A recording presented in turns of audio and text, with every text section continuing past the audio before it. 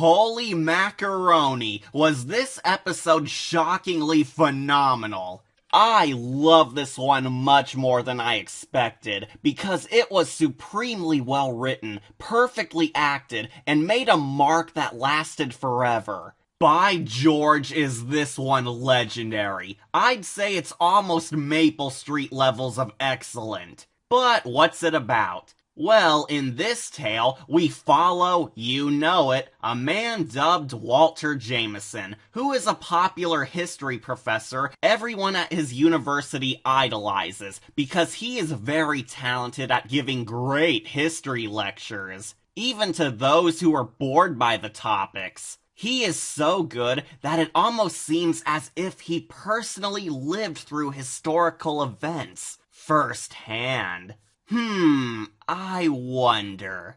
Yeah, Walter Jameson is totally immortal, and he knows his world history well because he did live it. Ever since the days of ancient Greece, he was there shaping the world and witnessing the evolution of our society for many, many centuries. He was there when Jesus died. He was there during the American Civil War. He survived the Great Depression. He fought during World War II. He saw the moon landing. He was there on the grassy knoll. He was there at the Dr. King assassination. And he was there when the towers fell on 9/11.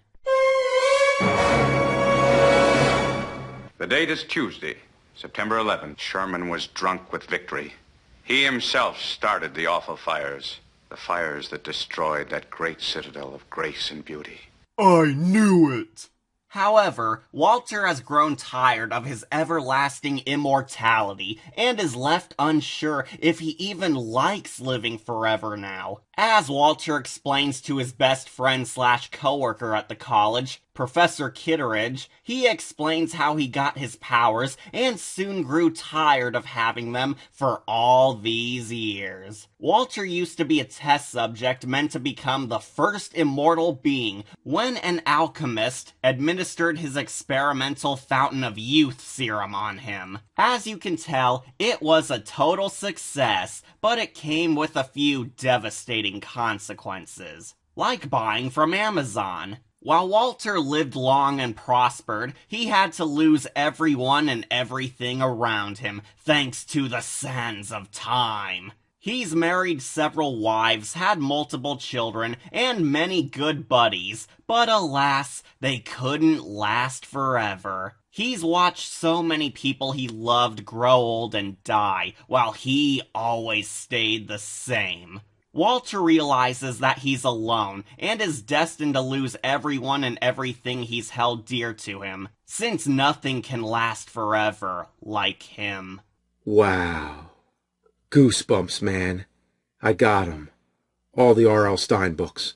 I love this idea so much because it explores some deep ideas and shows the downside of living forever, since Walter can't enjoy a whole lot due to being unable to share his gift with many people. Walter was the original Vandal Savage. Basically, he's telling all this to his buddy since Professor Kitteridge figured out that Mr. Jameson is immortal and did some background research on him because he's been pals with him for over 20 years now, yet he's noticed that Walter has never aged. Yeah, I'd suppose that might arouse some suspicion. Kitteridge is more or less worried about this, since Walter happens to be dating his best friend's daughter and seeks to marry her. However, her daddy is worried that Walter will abandon her once she gets old and trade up for a newer model, leading us to Walter's soul-stirring speeches.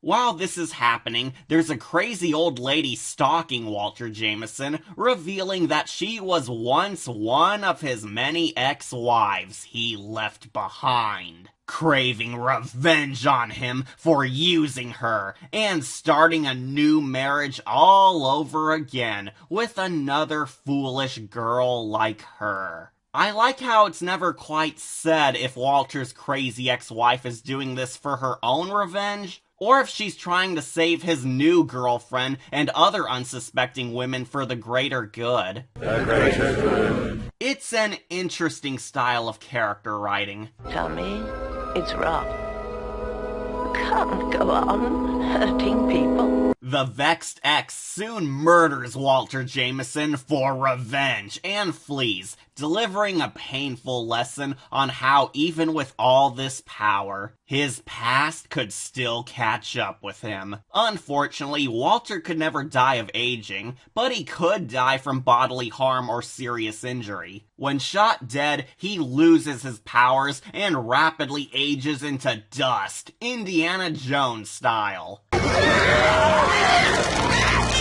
And I gotta give credit, the aging makeup and effects on Walter as he dies are some of the best visuals the show ever had. Seriously, for a 60s show, this is some quality masterwork. The guy playing Walter Jameson is also perfect. His death scene being the grandest, since once he starts rapid aging, Walter claims that he's not upset, but relieved now, since he can finally be like everyone else, see his loved ones, and find peace. I know. I've got, I guess you'd call it emotions.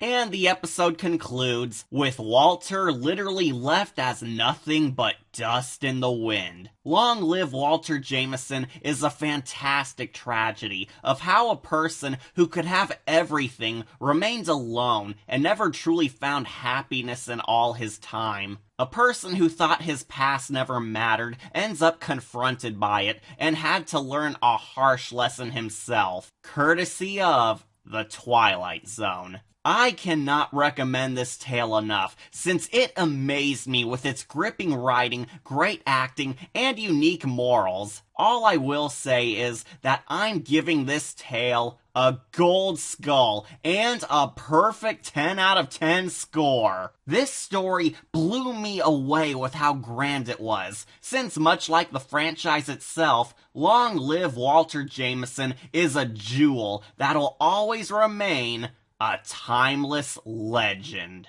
I thought if a man lived forever, he'd grow wiser. But that isn't true, is it? You just go on living, that's all. The